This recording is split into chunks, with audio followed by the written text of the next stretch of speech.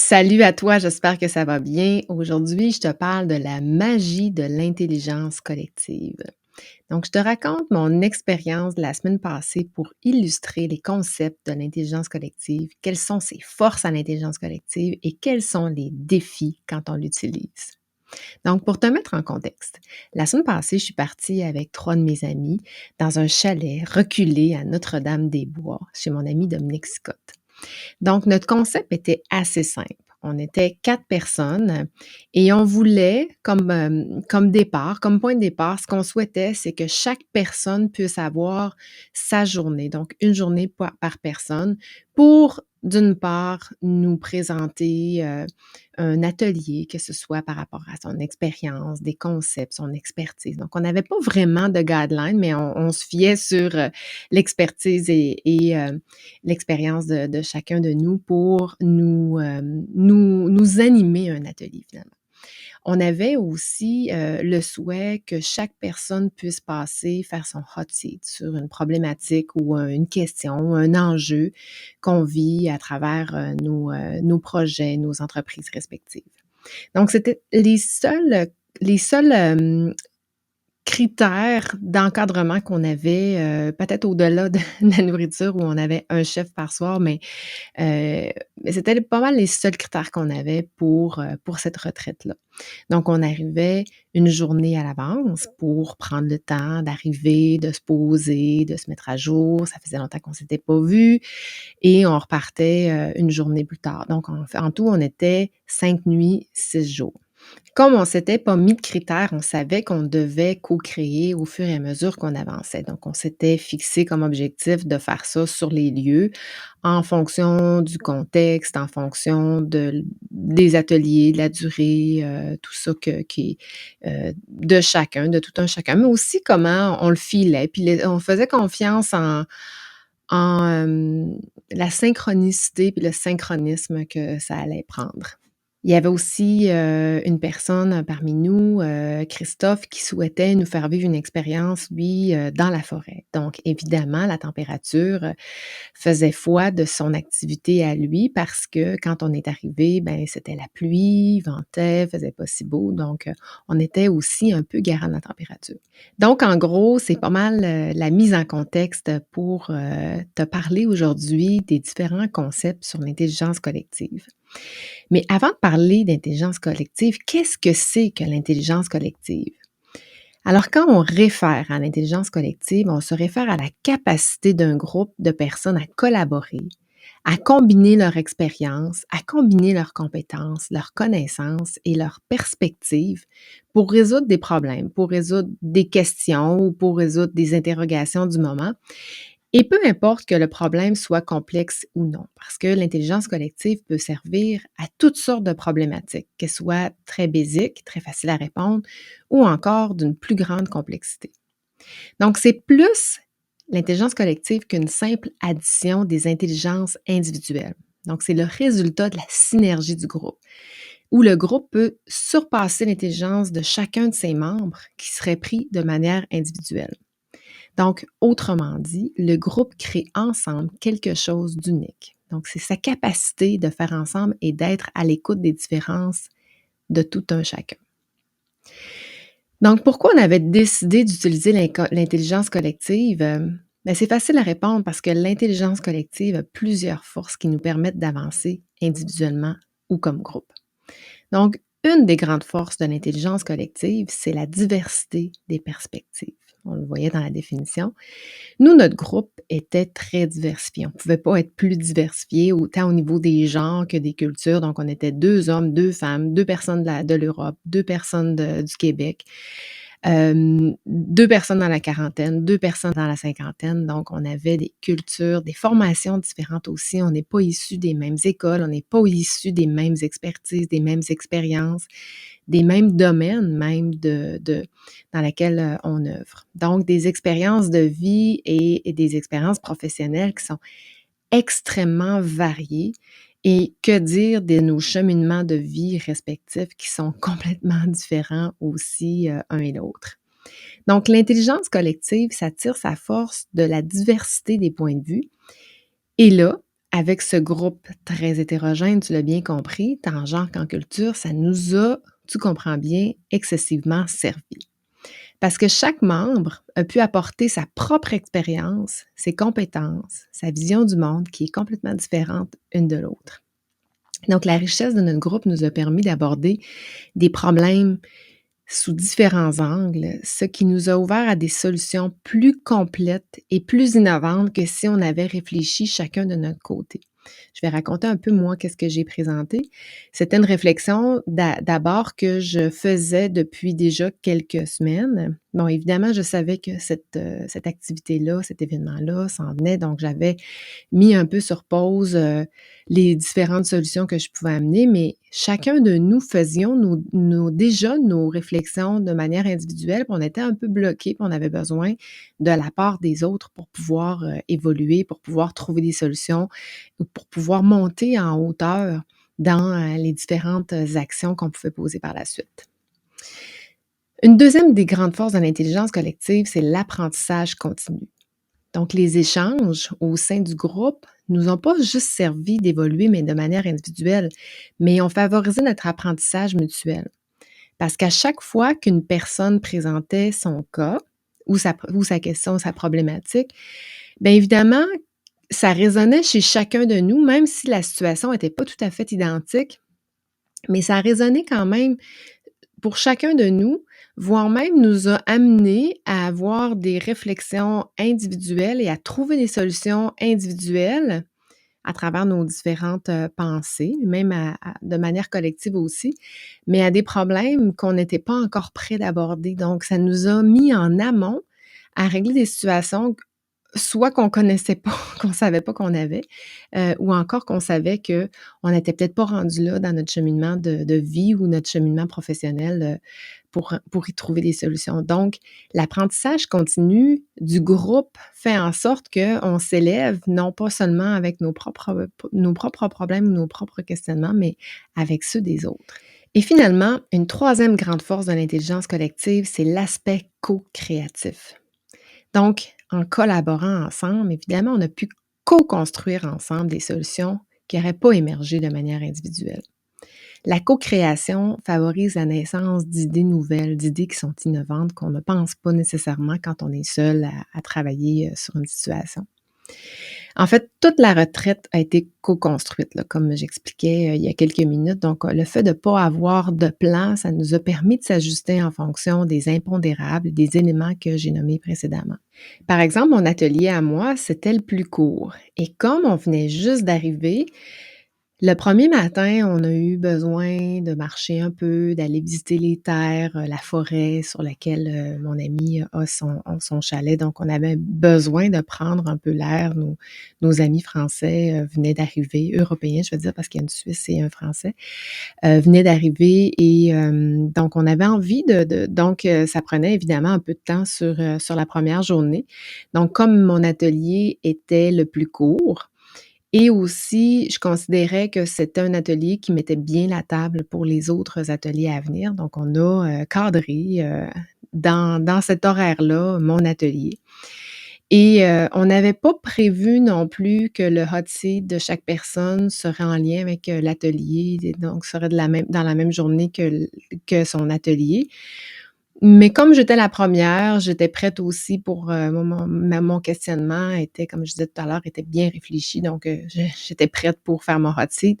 Donc ça s'est cadré comme ça, bon, j'ai été la première, fait mon hot seat la première journée, la deuxième journée, ça a été la même personne, puis ainsi de suite, jusqu'à la quatrième journée. On a, poursuivi et maintenu, cette façon de faire-là qui, avec un premier essai, faisait plein de sens, puis ça donnait, l'entièreté de la journée à une personne. Donc on était le matin à son écoute et l'après-midi à lui donner. Donc c'était du give and take toute la journée. Donc c'était, très énergisant pour chacune des personnes qui ont pu, expérimenter, une de chacune de nous 4 en fait. Donc il y avait aussi un de nous qui souhaitait faire une expérience Shirin-yoku, donc une marche en forêt, une promenade en forêt en conscience. Donc, le Shirin-yoku, c'est une idée qui repose sur, être dans une forêt à proximité d'arbres, ce qui nous apporte des effets bénéfiques. Donc, c'était l'atelier de Christophe. Donc, il fallait un minimum de température. Donc, on a intégré ça aussi à travers l'horaire de la semaine. Donc, l'intelligence collective, c'est super puissant, hein. 3 grandes forces que je viens de nommer, c'est celles que je peux constater, mais il y en a d'autres si on arpente la littérature, puis je vais en parler, de ça dans les prochaines semaines. Je te présenterai quelques surprises incessamment. Mais c'est hyper puissant, puis on est tous sortis avec quelque chose, des actions concrètes à mettre en place. Pour ma part, moi, ça m'a permis de revoir complètement ma stratégie 2024. Donc, j'ai décidé, j'en ai parlé déjà à quelques reprises, j'avais cette interrogation-là, si je continue, si j'arrête, je trouvais que j'étais pas tout à fait sur la bonne fréquence, donc je me sentais un peu déphasée. Donc ça m'a vraiment permis de ramener, cette cohérence-là avec l'aide de mes 3 amis, pour repenser à mon année 2024. Donc, en fait, ce qui fonctionnait pas de mon côté, mon questionnement, c'était je trouvais que je parle pas nécessairement au bon persona, donc au bon client. Ce que je réalisais, c'est que peut-être 85 de mon chiffre d'affaires provient, de mes clients en consultation que j'accompagne en diagnostic organisationnel ou encore en transformation, en contexte de relève, en contexte de croissance. Et ce persona-là, je ne lui parle jamais. Le dirigeant, l'entrepreneur, le gestionnaire, je ne lui parle jamais et à travers mes différents contenus et je me demandais si je devais peut-être plus orienter un podcast pour parler davantage aux dirigeants et entrepreneurs. Et d'un autre côté, j'avais, la communauté RH qui vient beaucoup vers moi, que je ne visais pas nécessairement à la base, bien que je sache que la fonction RH fait partie de ma communauté, mais j'étais beaucoup plus large avec les gestionnaires, et je réalisais que quand on essaie de parler à tout le monde, en fait, on parle à personne en même temps. Fait que, ça m'a permis de réorienter, juste l'alignement de mon podcast et de l'année 2024 en fonction des différents produits que je vais offrir aussi, mais de réaliser que c'est beaucoup cette communauté qui a besoin de moi, en fait, qui vient vers moi. Donc, pourquoi ne pas la servir, exclusivement?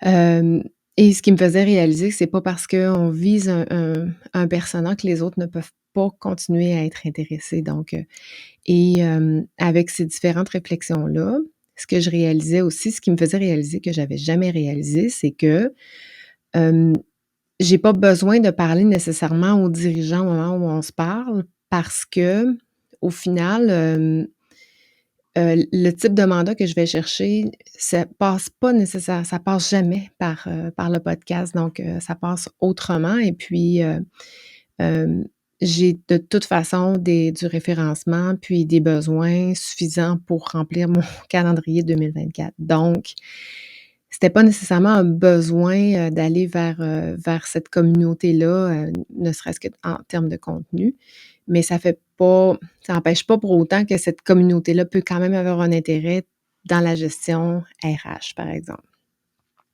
Je m'intéresse à la communauté RH aussi en termes de profession,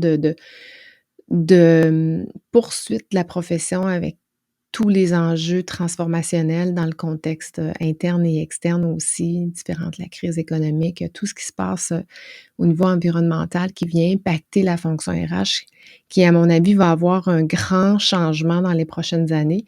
Donc, ça va être important de se concerter et puis, de trouver, notre place dans les entreprises, dans les organisations, qu'elles soient publiques ou privées ou les OBNL et cetera. Donc il y a, des enjeux, de la communauté, à discuter dans les prochaines années. Donc, je veux faire partie de cette communauté-là, je veux faire partie de ces discussions-là. Donc ça s'est vraiment clairement bien identifié et ça m'amène à être beaucoup plus, focusée aussi, d'avoir une vision qui est meilleure aussi, de savoir plus où je m'en vais, de bien sélectionner mes sujets et cetera. Donc, ça s'est vraiment clarifié avec, avec ce hot seat-là qui était un peu le miroir puis, le constat de plein de choses auxquelles j'avais jamais réellement pensé. Donc, moi, je suis hyper satisfaite.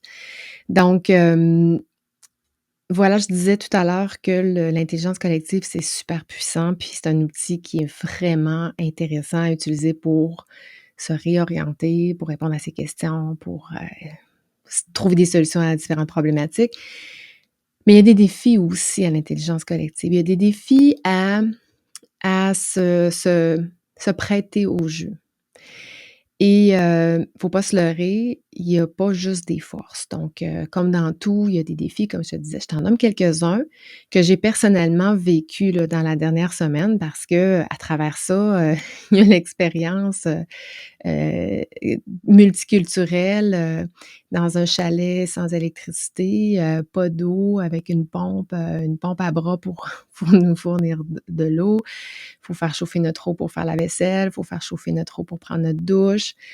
On fonctionne à l'énergie solaire et quand il fait pas beau, puis qu'il y a pas de soleil, bien l'énergie solaire est pas à son maximum. Donc il y a eu plein d'adaptations, qu'on a dû faire à travers ça. Mais cela dit, c'était contextuel pour nous. Mais l'intelligence collective, ça amène tout de même ça demande une très grande capacité d'adaptation à soi et à l'autre. Parce que, ça remue beaucoup de choses, hein, parce que les gens devant nous sont notre miroir. Ils nous disent des choses qui sont pas toujours faciles à entendre. Évidemment, pour ma part, c'était quand même assez technique, donc ça m'a pas mis dans une posture trop émotive.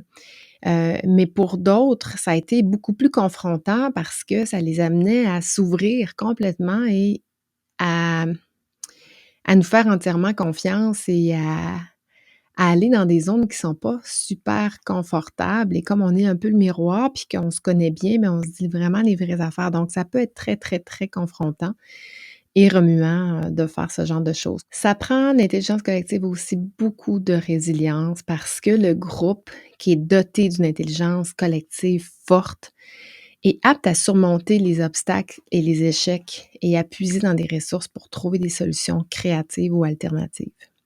Et parfois, ça nous amène à des endroits où on n'est pas prêt à aller parce que c'est la force, hein, d'un groupe de nous amener ailleurs. Mais ces ailleurs-là, est-ce qu'on est nécessairement prêt à y aller? Pas toujours.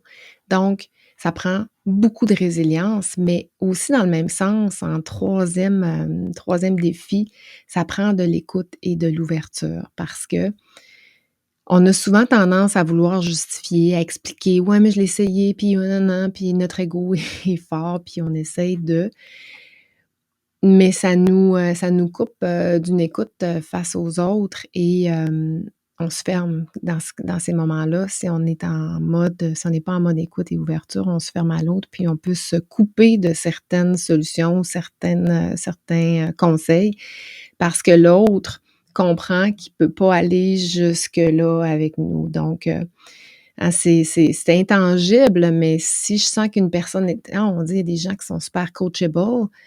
Ils sont en ouverture, fait qu'on est capable d'aller bien, bien, bien loin avec eux autres, puis ils sont d'une gran sont très à l'écoute et ouverts, alors que d'autres personnes sont plus fermées et du coup, on doit, minimiser, on doit mesurer ce qu'on va réellement, là jusqu'à où on va vraiment aller avec eux. Donc voilà, l'intelligence collective, un outil super puissant, mais qu'on doit utiliser avec une certaine conscience. Parce que ça remue. Ça remue beaucoup des choses, même que ce soit personnel ou professionnel, ça remue beaucoup. Donc, je retire 3 leçons de cette retraite que j'ai envie de te partager, aujourd'hui. D'abord, il faut se donner le temps. Donc, nous, on est allés all-in, là. Tu comprendras que prendre 6 jours en pleine semaine, laisser, nos familles respectives, organiser les horaires, ça nous a toutes mis dans le jus avant, ça nous a toutes mis dans le jus après, mais on a pris ce temps-là dans un chalet où il y avait même pas internet, donc on était obligés d'être 100% du temps dédié à ce projet-là. Donc, on n'a pas toujours besoin d'avoir ce temps-là, mais minimalement, quand on est en mode, d'intelligence collective, on doit prendre le temps, s'arrêter. Donc, se donner le temps. Et une autre leçon que je tire, c'est que le commentaire ou la critique, ben, c'est un cadeau. C'est comme un cadeau. Mais c'est comme un cadeau qu'on décide ou pas d'ouvrir parce qu'on n'est pas obligé de l'ouvrir. Puis il y a des cadeaux qui nous font plus mal que d'autres. Mais dans tous les cadeaux, il y a vraiment quelque chose de transformateur. Les gens ne nous disent pas des choses sans qu'il y ait des messages qu'on doive capter, que ce soit dans la méchanceté ou pas. Dans l'intelligence collective, normalement, ça ne devrait pas être méchant, sinon, fais pas ça. Mais dans les critiques qu'on voit ici, là, à l'égard de toutes sortes de choses, ben, quand on a l'ouverture, ben, c'est un cadeau qu'on nous donne, puis soit ça nous dit, ben, t'es pas à bonne place ou ce que tu fais, c'est bien. Donc, ouverture à la critique. Et la troisième leçon, c'est que ça prend de la bienveillance, ça prend de la confiance aussi pour pouvoir se livrer. Je crois que c'est sincèrement les clés du succès de l'intelligence collective. Et l'intelligence collective, c'est du give and take. Donc, je dois donner autant que je vais recevoir. C'est pas juste de un ou juste de l'autre. Si je fais juste donner, je vais être déçue parce que je reçois rien. Mais si je fais juste recevoir, c'est les autres qui risquent d'être déçus parce que c'est un peu égoïste là, de juste penser à soi. Donc, c'est vraiment, ça le dit, intelligence collective, c'est un mouvement collectif qui va porter fruit à l'ensemble de la collectivité. Et il faut surtout aimer la personne qui est en avant de nous parce qu'il faut se faire confiance, être exempt de jugement aussi, puis être plein de beauté. Donc, si la personne en avant de moi à qui je suis en train de donner des conseils, je ne l'aime pas, je suis pas sûre que mes conseils vont être si bien intentionnés, si bienveillants que ça. Et vice-versa. Donc, il faut aussi se sentir confortable avec les gens qui nous entourent, qui font partie de l'écosystème de l'intelligence collective. Mais bref, c'est une expérience tellement malade qu'on a tellement tripé qu'on a dit il y a un concept là-dedans dans du donne le matin, reçois l'après-midi. Il y a vraiment quelque chose que j'ai envie d'exploiter d'ici 2024. Donc, reste à l'écoute. J'ai plein d'idées. Il faut juste que je matérialise ça. Donc, une étape à la fois. Tout ça, ça se construit.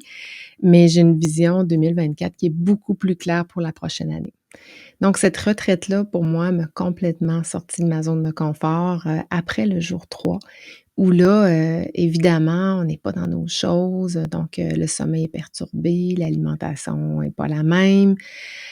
Moi, je suis habituée de bouger tous les jours. Je vais marcher, je vais courir. Là, je me ramassais dans un chalet où il y avait la chasse, donc on ne pouvait pas nécessairement sortir. C'était dangereux d'aller courir dans les bois et se faire intercepter par un chasseur.